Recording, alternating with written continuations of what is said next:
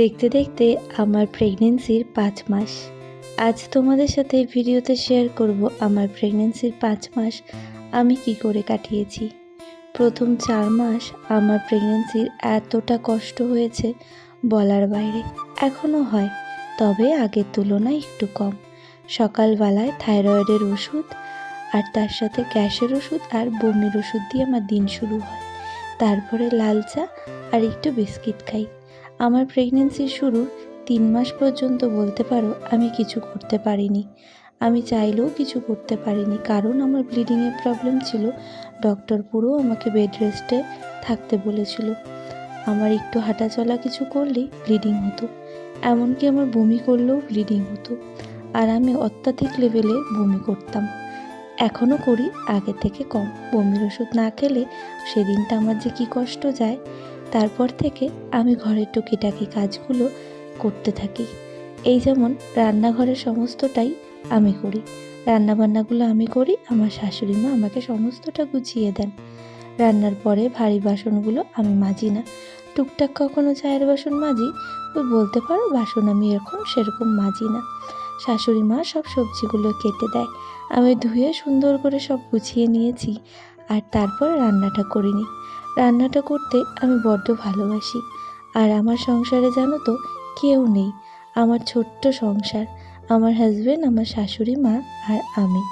আমার শাশুড়ি মায়েরও বয়স হয়েছে, আমার বাপের বাড়িও অনেকটা দূরে, তাই আমি চাইলেও সেখানে ছুটে যেতে পারি না এই অবস্থায়, কারণ আমার একদম জার্নি বারণ। তাই প্রেগনেন্সিতে আমি যখন থেকে একটু ফিল করলাম আমি একটু সুস্থ, আমাকে ডক্টর বলেছিল রেস্টে থাকতে, বাট আমার শরীর যতটা সাথ দিয়েছে আমি অতটুকুই করেছি। এই যেমন ঘরের হালকা কাজ, কোনো ভারী কোনো কাজ আমি করিনি। প্রেগনেন্সির 5 মাস শুরু হলো নির্ঘুম রাত, রাতের পর রাত জেগে থাকা, এভাবে হেঁটে বেড়ানো।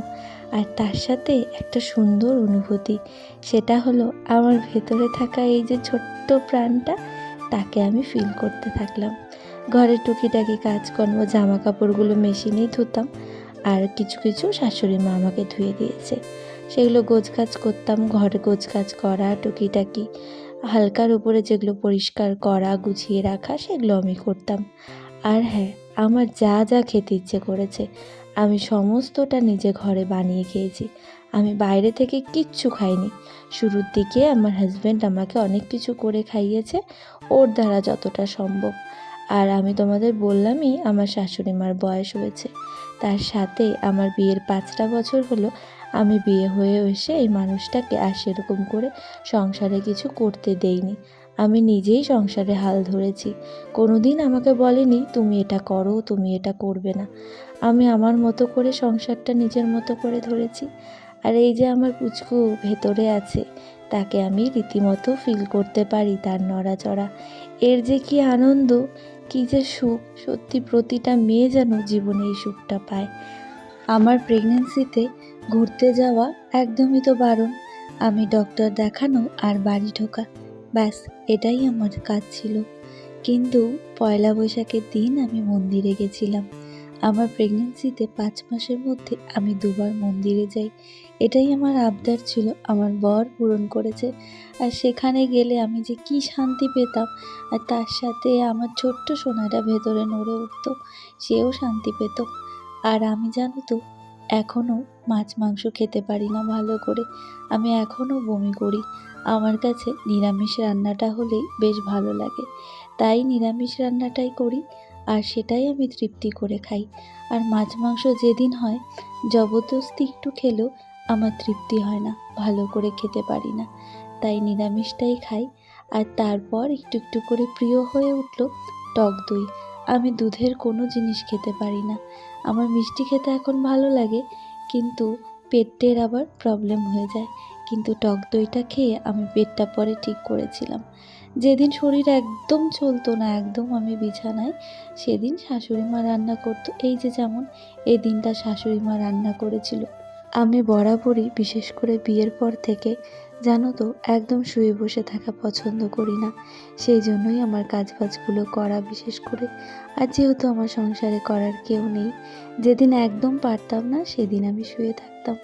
আর এই যে আমার ছোট্ট সোনাটা আমার ভেতরে নড়াচড়া করছে, আর এটার একটা আলাদাই শান্তি। 5 মাস হয়ে গেছে, এখনও ভীষণ যুদ্ধ করে যাচ্ছি। জানো তো, এখনও আমার ইঞ্জেকশন চলে।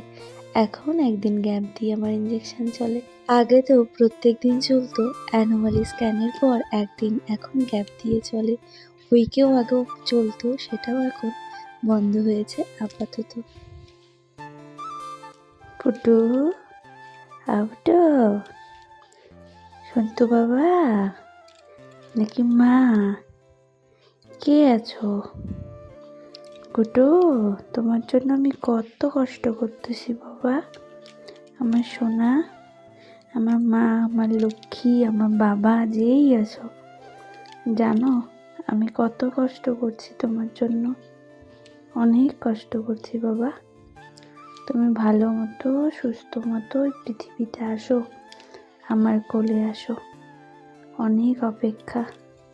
এই যে আমার পুটু সোনা এখানটায় নড়ছে, এখনো তো তলপেটে নড়ে, কথা বললে ও রেসপন্স করে।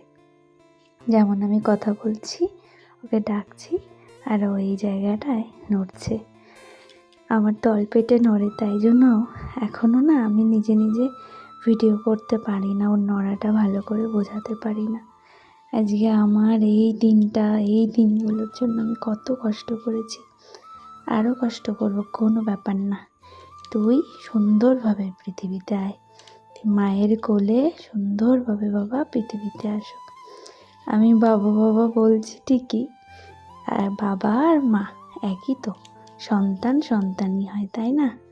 আমার কাছে সব কিছু, আমার এই ছোট্ট পৃথিবী, আমার হাজবেন্ড, আমার সন্তান, আমি, এটা আমার একটা আলাদাই পৃথিবী। তারপরে তো আছেই আমার জীবনে আমার ভাই, সব থেকে আমি আমার ভাইকে ভালোবাসি। আমার হাজবেন্ড, আমার মা বাবা সবাই রয়েছে, কিন্তু আমার ভাই আমার কাছে সব কিছুর আগে, আমার ভাই। আর তারপরে এই যে তুমি, গুটুপুরি পুটুপুরি যেই আছো, ভালোভাবে পৃথিবীতে আসো সোনা।